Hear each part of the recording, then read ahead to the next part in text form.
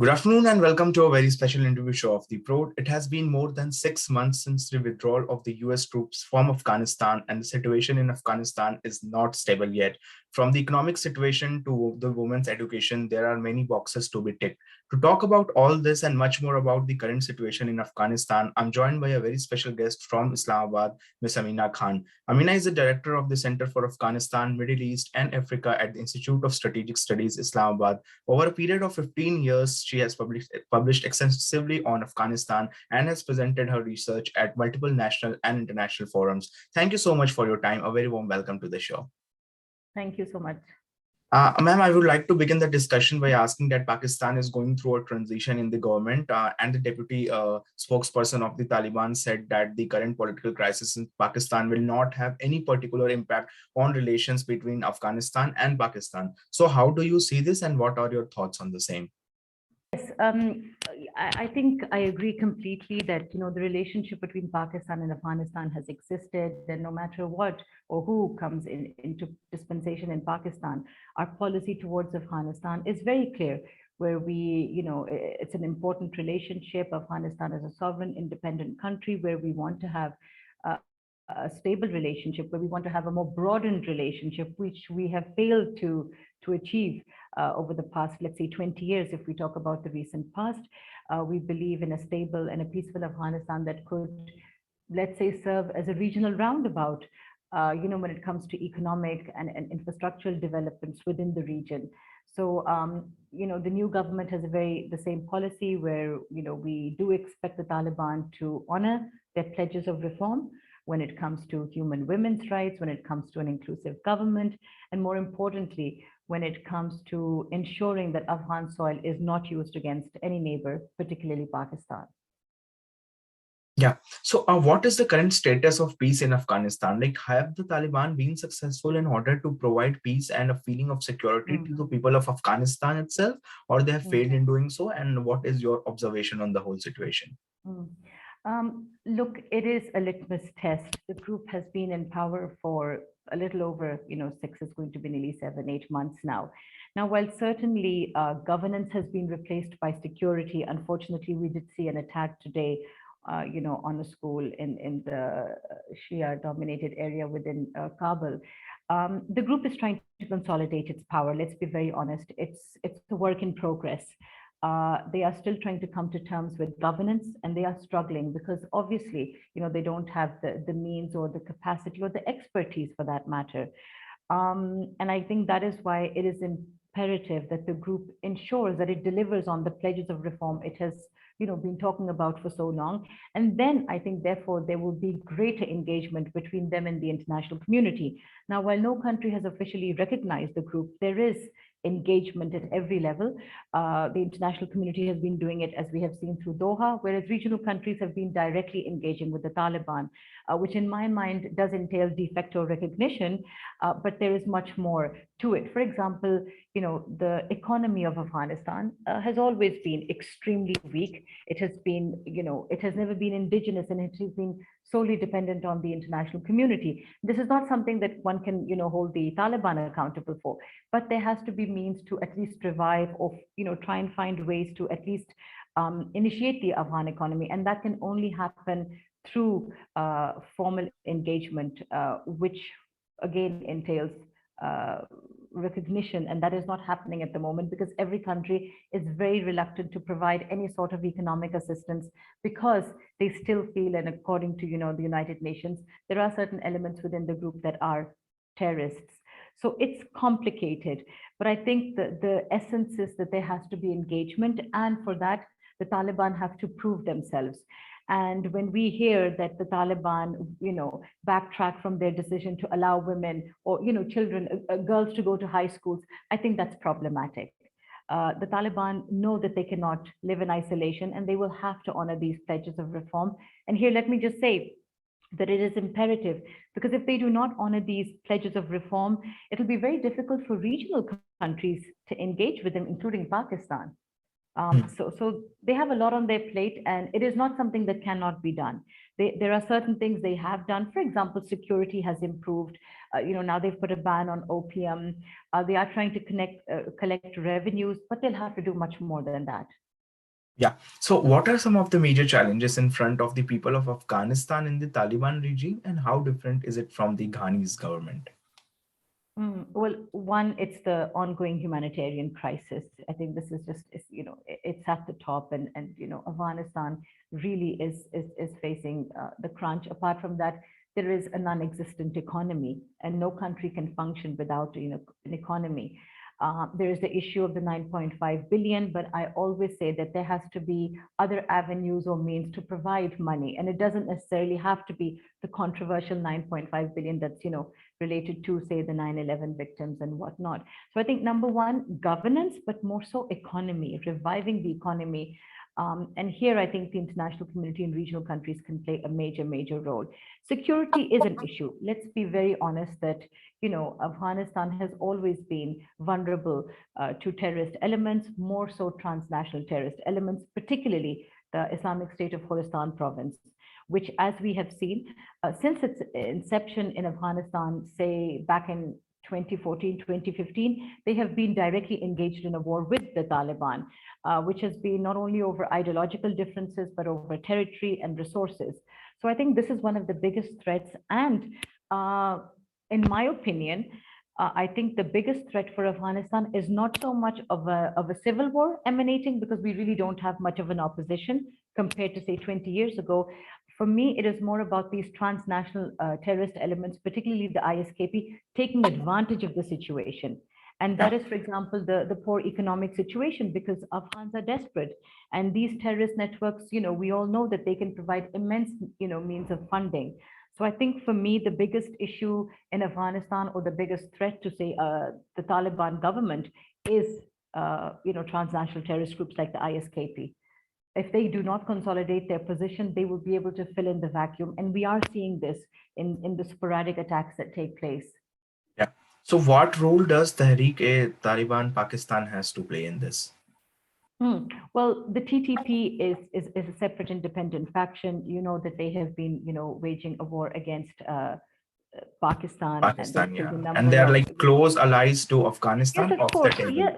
Well, of course. I mean, yes, they are, they have, it's an open secret that they've had safe havens within Afghanistan prior to the Taliban coming into power. Pakistan has been very clear that it expects the same assurances that the Taliban has given the international community, it should give regional countries, including Pakistan, which means that the TTP should not be allowed to operate. It is very unfortunate. As I said, the situation is extremely vulnerable and volatile in Afghanistan, because the Taliban, again, are trying to consolidate their position. And as a matter of fact, the Taliban, the TTP, have increased their attacks against Pakistan. We have seen a number of clashes against, our security forces along the border, and we have seen many of our soldiers being killed because of these attacks. This is a major issue of concern for us. The Taliban have assured that they will ensure that, elements are not allowed to operate, but unfortunately, we're not seeing this on the ground, because there has been a spike in attacks. And I think this is something that the Taliban will need to address.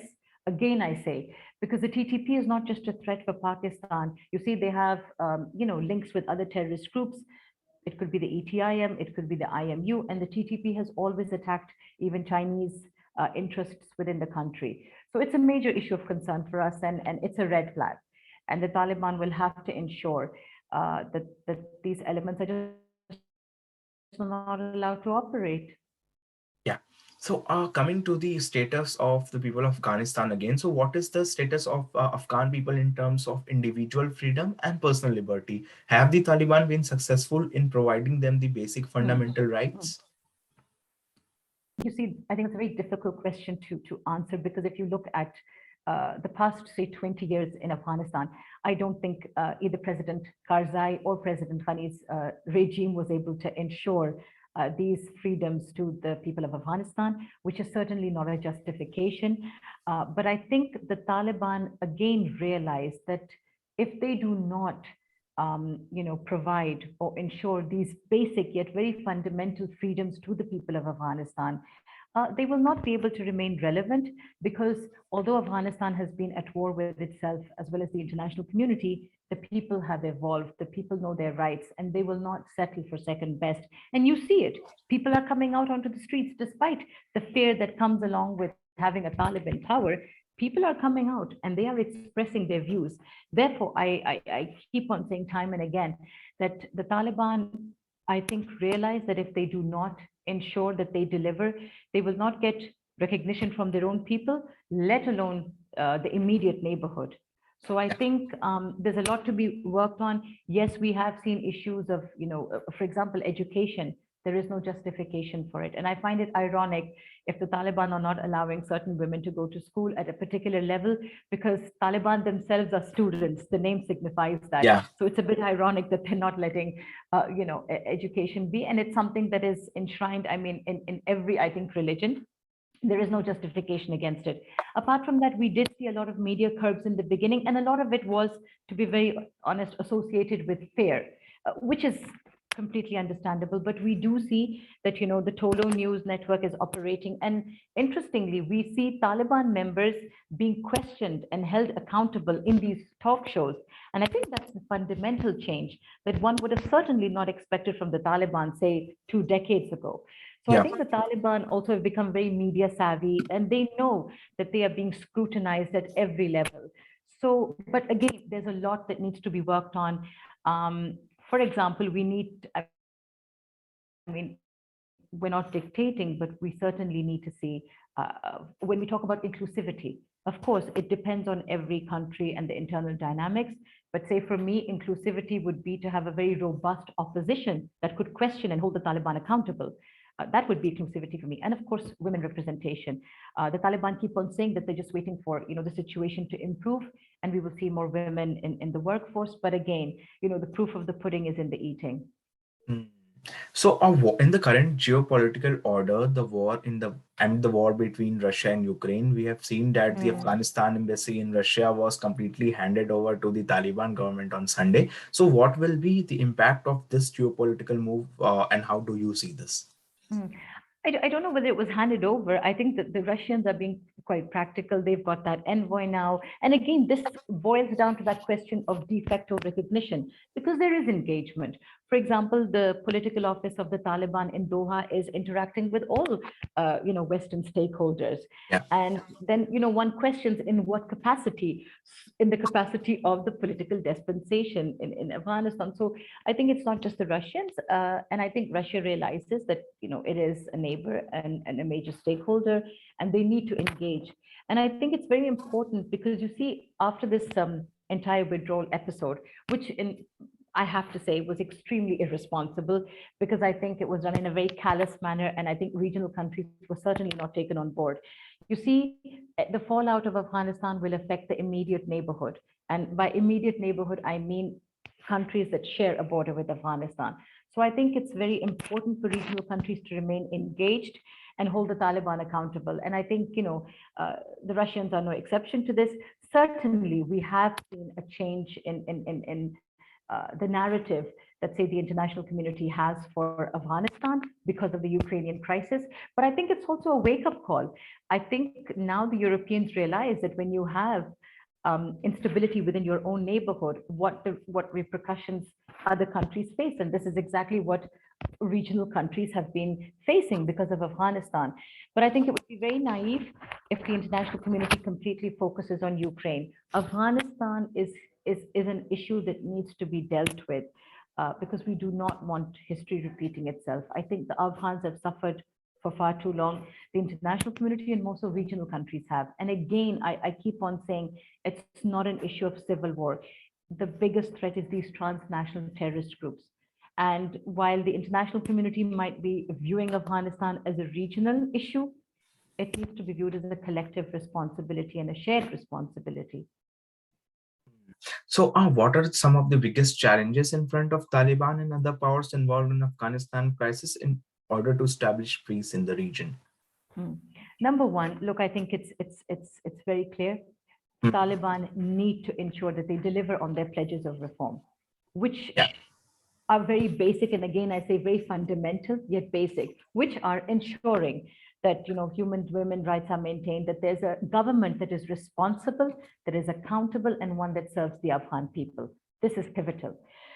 By doing so, I think the international community and regional countries will feel more confident, and they'll be able to justify to their domestic audiences that they can engage with the Taliban and ultimately push towards some sort of recognition, which will entail the much needed economic assistance that needs to be channeled into Afghanistan. But again, this can only happen once the Taliban proved some semblance or are able to establish some semblance of stability. And that means by ensuring that they are a credible force that can be dealt with, which again boils down to them ensuring that they deliver on these pledges of reform, number one. Number two, I think, again, for regional countries, it is important when we talk about economics. This region is so in need of regional infrastructure, economic connectivity, and it can certainly happen even with the Taliban in power, because if they can ensure security, you will have projects like TAPI and CPEC easily taking off. Yeah. So I think the region has a lot of potential, and I think the Taliban just need to ensure that they deliver. And it is a tall order, but I think there is no reason for them not to do so, because it will only benefit them. Yes. So what does the future holds for Afghanistan, and where do you see it going in the near future? Well, again, you see, I think Afghanistan, unfortunately, it's very, very unpredictable. Nobody, while yes, everybody had envisaged that the Taliban would eventually come into power in one form or the other, nobody expected the speed and the manner in which the Taliban dispensation did come. Nobody saw the manner in which it happened and the speed. Yeah. So it's unpredictable. One hopes that better sense prevails within the Taliban again, where the Taliban ensure that they deliver on their pledges of reform. If they do so, again, it will allow the international community and regional countries to be able to engage with the group in a more transparent manner. And hopefully we can see Taliban becoming that common ground or that regional roundabout that we so often hear about. But again, it has to be two ways. There has to be compromises on both sides. Both sides, I mean the international community and the Taliban, they need to learn to accommodate each other and compromise on their principal positions. And I think here the onus does lie on the Taliban, because I think the international community is very clear. They're united. And more so, let me just mention here that even regional countries are very united in their stance. There's a regional approach, which again is based on the premise that the Taliban have to ensure that they're a responsible government that delivers. Yeah. Thank you so much, ma'am, for your time. And it was a pleasure to have you here. Really hope that Afghanistan regains its prosperity soon. On this note, I want to end this interview. Thank you once again. Thank you so much. Thank you. Yeah.